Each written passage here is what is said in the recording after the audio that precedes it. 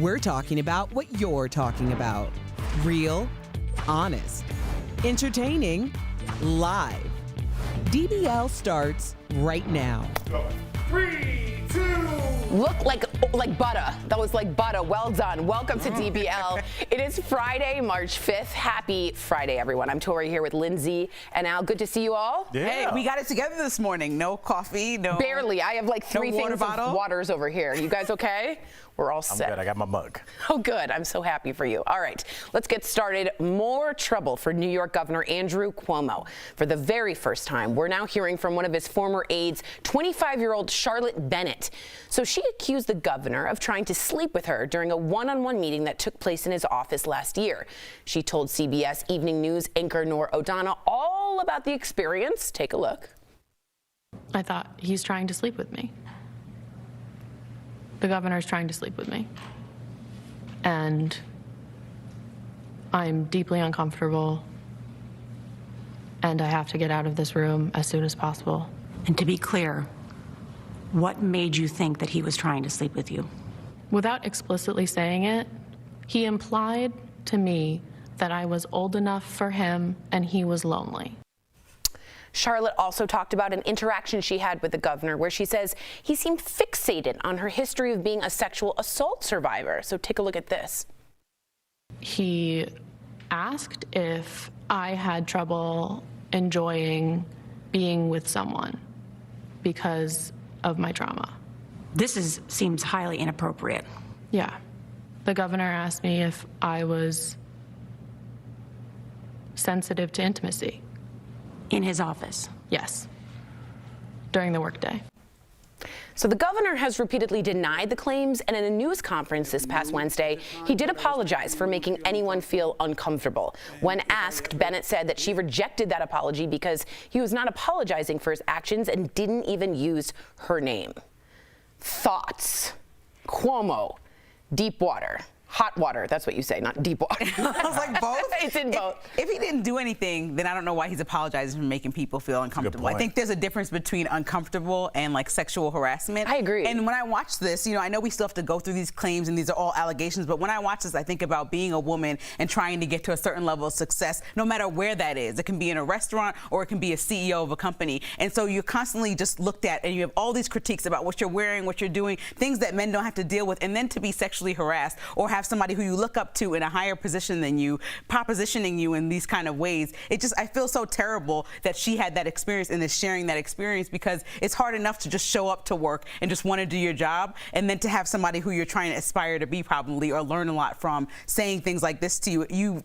You know, you feel so small. What can you do? And I hear you, but and then I'm just taking one other side, and I believe her completely. But there's a difference between, right, like a Harvey Weinstein situation of like groping for kisses, or the Matt Lauer, and like these weirdly suggestive, which is harassment. Do you think he needs to resign because of this? If there's nothing more than these sort of suggestive, totally inappropriate, does he still resign or not, Al? What? You're allowed to lose your job. That can happen. And when you're making people around you this uncomfortable, it's affecting how the state's government is functioning.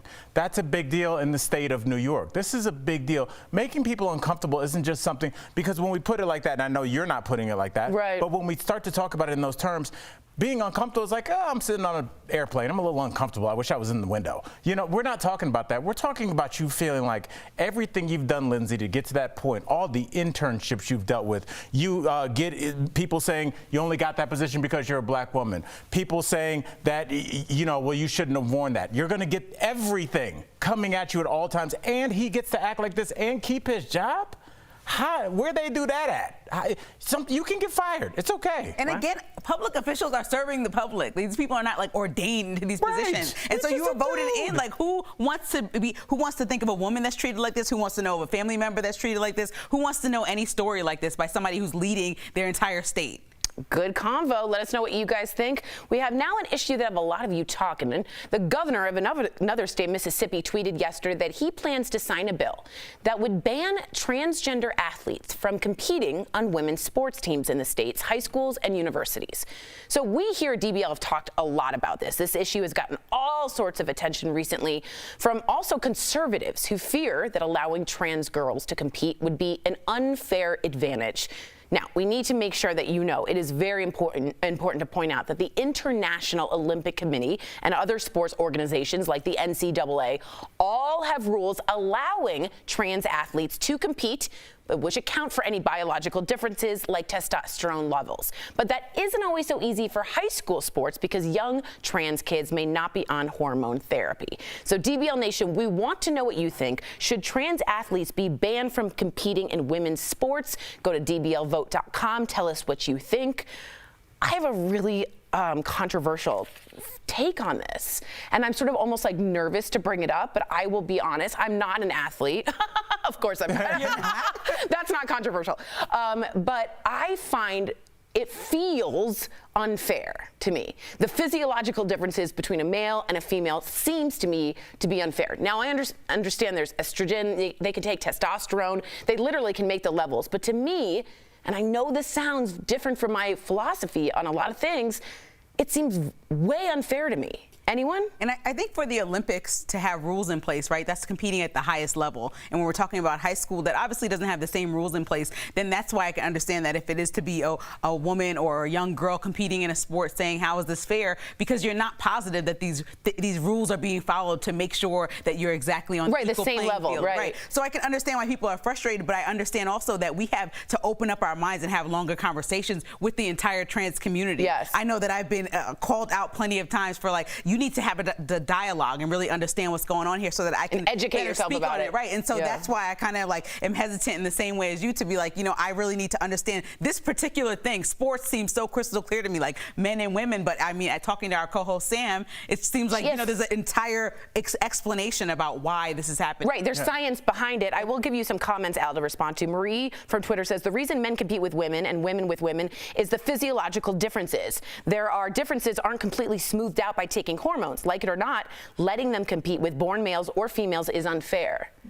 Well, I mean, male athletes have been using steroids since the beginning of sports, and we still acknowledge them, even though a lot of them have been caught red-handed. A lot of baseball players use amphetamines to hit. They used to call them greenies. They were open and available in the locker room, which is just amphetamine, which makes you focus to hit the ball more. But regardless of the crazy cheating we've seen from the Russian Olympic team, the Chinese, right. So and I appreciate the caution that you guys are giving this. But it's not caution because you're scared. It's caution because you don't know. And you don't know because none of us know for sure. This is a conversation we are trying to have. And you cannot start a conversation with a bill that means that you're banned. Right. I don't want that. So, like, I don't know what this society has with trans people, but we immediately banned them from the military. So we don't want people that are dedicated to serving this country. Okay. Then we elevate people like Jordan Peterson that don't want to acknowledge that trans people would like to be called what their pronoun. So now they're banned from how they want to be called, and now they're banned from competing. So let's lock them up. What else do you guys want to do? I hear you, but do you see a difference between us supporting the trans community and also I need to educate myself more on the topic. But I have a problem with a high school scholarship being lost to someone who worked their whole life because of like a muscle difference, because in high school you can't really take those drugs. I assume it's at the high levels that the other people are taking it. I feel weird even saying this, but I also want to have a nuanced conversation, right? Like that's what our show's about. John wrote in, it's the right thing to do, but get ready for the woke liberal, tell everybody else how to live group to come down on our state. And then finally, EB says, why are we so concerned about teenage girls playing sports with other teenage girls when we should be concerned about grown men who coach and abuse? Yeah, there are a lot of issues. There's a lot of, I feel like those are two about, right? Two different things. We didn't see this pushback with the Olympic team when all of our Olympians were saying they're being assaulted by this wormy doctor over 100 for years. Yeah. What happened in Michigan State with the Ohio State wrestling team that complained about a male doctor doing the same thing to them? We had heard no outcry from that. What happened at Penn State where that was going on for decades? Yeah. We didn't hear right. too much about that. So it's interesting how much energy we have for this. Yeah. And where we select our anger to where it goes. It's just young women with gold medals around their neck. We don't seem to care as much. Wow. All right, let's take a look at our vote. The final is 72% say, yes, it's unfair. But again, I think I need to be more educated about the differences even between high school and the adult level, and I will take that upon myself. That's on me to do. Coming up on DBL, from being on the brink of death to surviving the coronavirus, one woman tells me how she's using her miraculous survival to help spread the word about masks. And DBL Nation, simple question. Who cheats more, men or women? Yeah, we're going to go there. Coming up next. You're already yelling at your TVs.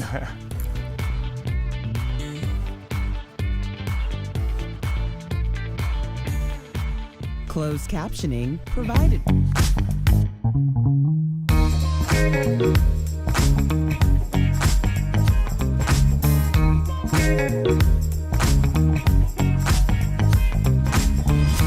I love you all. We love you, Lauren.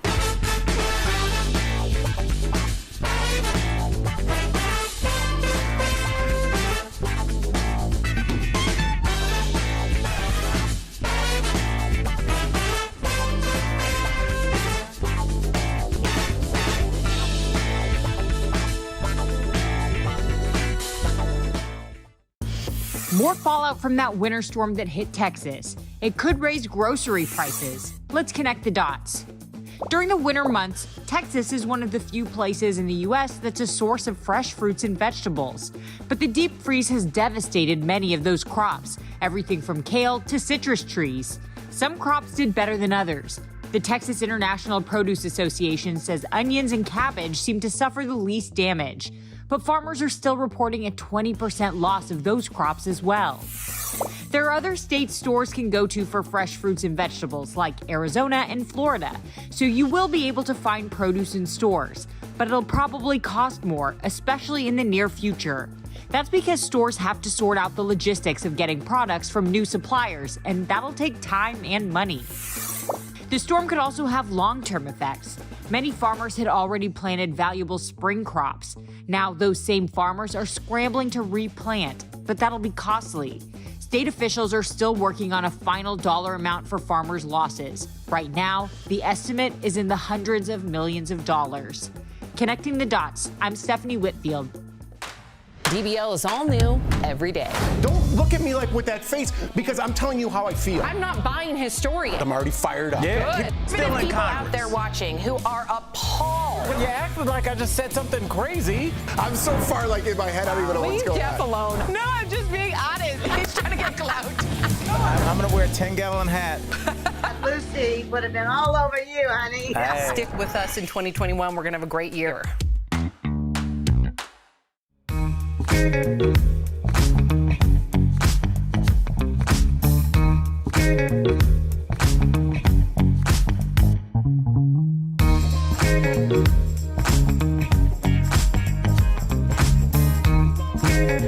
Welcome back to DBL. A big shout out to our coworkers tuning in from home during the pandemic. We miss you guys terribly. Well, let's get straight to it. You know what I mean? Monogamy isn't for everyone, but neither is infidelity. And for a lot of married couples, it's not always easy to stay faithful, especially as time passes or things can get a little rocky. But the big question is, who do you think cheats more, men or women? So I'm going to ask right around the horn, which I love saying. Around Sounds the horn. very exciting. Al, men or women, who cheats more? Women. Lindsay? Ooh, I want to say that it's equal. Equal. Like 50-50. Like 100% equal. I want to qualify my answer. It's because they can. Women have more autonomy about who they pick and choose to sleep with. Men don't. Men can say, she's attractive, I want to sleep with her. And she's like, would you get out of here, please? Like, I think women, because you can control who you sleep with, you have more of a chance. A guy could be like, I'm about to cheat, but are you?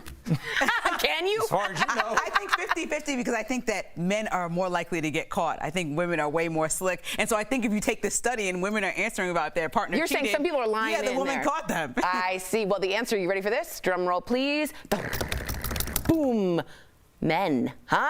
Men Wow. cheat more than Look women. at the A word, though. Admit It's to true. cheating. So I'm going to tell you why, and then I'm going to talk to you about this. Men cheat more. 20% of men says they've been unfaithful. Meantime, only 13% of women admit cheating, although Lindsay said that could be total lies. Of the women who cheat, 91% admit having an emotional affair. 53% admit having a one-night stand, and another 53% admit cheating multiple times. And of the men who cheat, 77% admit having an emotional affair, 72% admit having a one-night stand, and 67% admit cheating more than once. Now, this begs the next question. Why do you think they cheat more? And you think, you said, Al, because they can, because they're more selective, right? Yeah, well, No, she said women. You're saying women That's can why because I think yes. Okay. The answer actually says that men are better at compartmentalizing, so it lowers the emotional impact. And research says that the male brain, the part with sex in it, is 2.5 times larger than women. So the drive. I was gonna go with It's the men stronger. answer because it's like okay, obviously like any girl chat will say that, but I also felt like that was too easy, and so now I'm like I should have stuck with my original thought I thought it was really gonna be like more research done, Like nuanced. a breaking news poll, and this is just the same old. It is. It's like from 1950, the same thing. Do you think it's real or you don't trust it? I'm not saying that it's not real. I'm saying that this is what people have reported. Yeah. But I do feel like, anytime you're in a partner relationship that is designed to be monogamous, you are now beholden beholden to that person. So whichever partner, and it probably is going to happen at some point, somebody's sex drive dips or goes away, you're kind of in a pickle if the only person you want to sleep with or allowed to sleep with doesn't want to sleep with you. And I think a lot of times as men's testosterone drops, that goes away, and women not only remain fertile longer, but their sex drive. But we just said your sex part is 2.5 times larger. I think that might be for young dudes, but I think a lot of dudes are in sweatpants playing Call of Duty, and their woman's like, I'm gonna go out with the ladies. Oh, man, just throwing the ladies under the bus. I'm saying if your partner shuts down, I don't know if cheating is the worst thing if it's going to keep your relationship together. But according to the science, the men are less likely to shut down I don't than know women. if Call of Duty in sweatpants is the best thing. That's the I'm real just saying, issue here. there's a lot of video games, fellas. Oh, that's all I'm saying. Wow. Coming up on DBL, from being told she needed absolutely new lungs to actually recovering in a miraculous way, this coronavirus survivor is sharing her story. It's crazy. It's next in our series, COVID Miracles. Stay tuned. If you're eligible for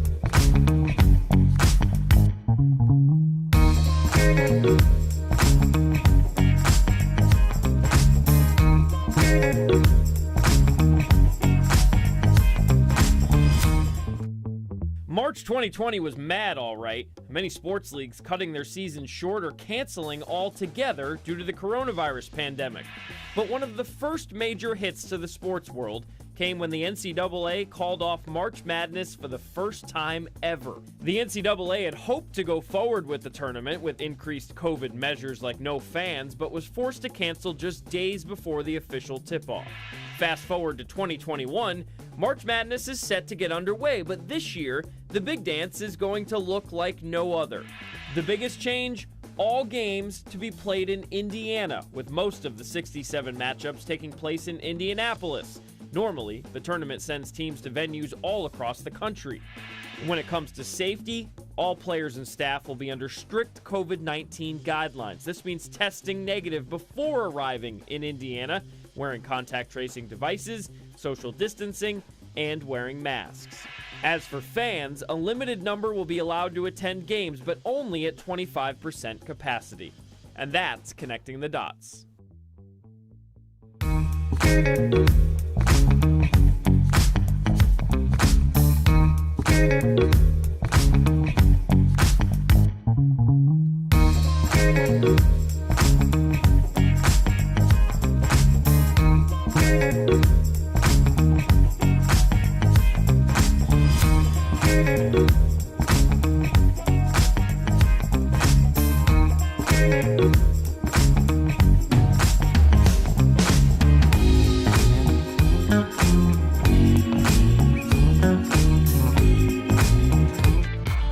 Welcome back to DBL. Lisa Martin followed all the COVID-19 rules, but she still got the virus, and she spent nearly 100 days in the hospital.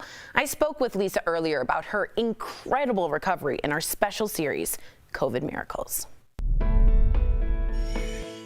Lisa Martin, you're alive! I'm so happy to hear that. Welcome to DBL. So take me back, Lisa, to how it all started. So in September, I called it. My husband brought it home from work. The day I went and got tested, my test was negative. But that night, I started a fever. Around the 9th day, my lungs just hurt so bad. I just called to my husband and I said, "You've got to take me to the hospital because I'm going to die if you don't." I just felt that bad. And I ended up spending September, October, November, and December in the hospital. Wow. Oh my gosh, that's so scary. Now, from this point, you have a ventilator put in. It's literally keeping you alive, and they put you in a medically induced coma. Do you remember being in the coma? Do you remember anything about it? When I was in the coma, I did have horrible hallucinations, and they were so bad that when I woke up, I didn't care that I couldn't talk, that I couldn't speak, that I couldn't walk, that I'd had a stroke and half of my head was numb. I had several body parts that were numb, but I didn't care. I was so happy to be alive. So the real miracle is that you woke up, but there's another miracle the day you woke up. Can you explain a little bit more about that? On October the 20th, that's when my family got together to decide to take me off the machines or not, because I had a living will. And They decided to leave me on 10 more days. I actually woke up on the 10th day, the day that, or just before that they were going to pull me off the machines. I was told that I had to have a double lung transplant. And last week, I had a follow-up, and my lungs are just fine. They actually used the words fantastic. No, Lisa, this is incredible news. That is a miracle. What do you hope our viewers learn from this? This virus is real, and it took me almost losing my life for certain people around me to take it seriously. And wearing your mask is protecting you and the life of another. So in my mind, it is selfish for people not to wear their masks. You sound like an amazing person with an amazing rest of your life, and I want to thank you for sharing and being a testimony to what really happens in COVID. You're saving lives by doing this, Lisa, so thank you. Thank you, and God bless you and everybody who is ill, and I hope that no one else catches COVID. Amazing. We'll be right back.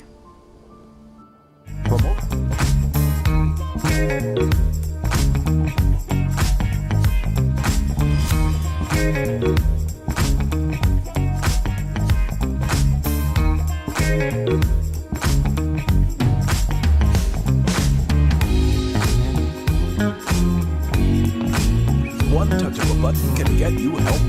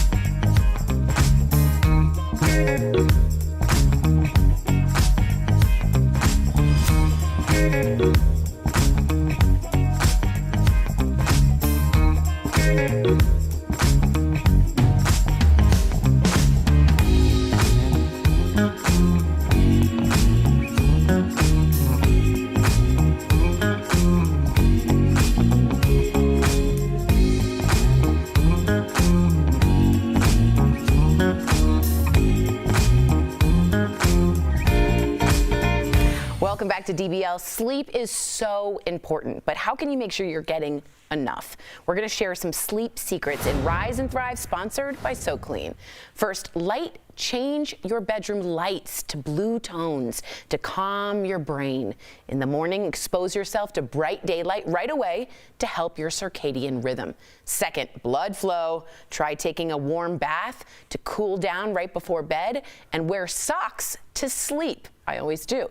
That can help you fall asleep faster. Lastly, diet. Cherry juice helps create melatonin, which can help you fall asleep, and bananas are rich in potassium, which also can help. When it comes to sleep, for more ways to rest easy, go to SoClean.com or call 1-800-296-9310. Do you not like bananas? I don't like bananas. Why? But I was just thinking, like, why didn't cherry juice become a thing? As popular a flavor as cherry is with candy, cranberries just came out of nowhere and took all their shine. Like cherries, I don't even know where to get cherry juice. I'll tell you, I tried cherry juice before bed like a long time ago, and it helped me go to sleep. What are you, Alice in Wonderland? Yeah, no, it was for a TV segment. I didn't want to get into all that, but I tried. Me. And secondly, I had the blue light thing, and it really relaxed me. And so these are like. Do you have problems sleeping? Huh? Do you have problems going to sleep? No, I can sleep till noon on Tuesday. She sleeps if I didn't have very an well. alarm, I would just miss the entire show. You know, cherry juice is also good for gout. Oh, wow. Great to end the segment on that. That's a tip for the 1700s. Goodbye to our co-workers at home. We'll be back together soon. We'll be back on Monday, same time, same place.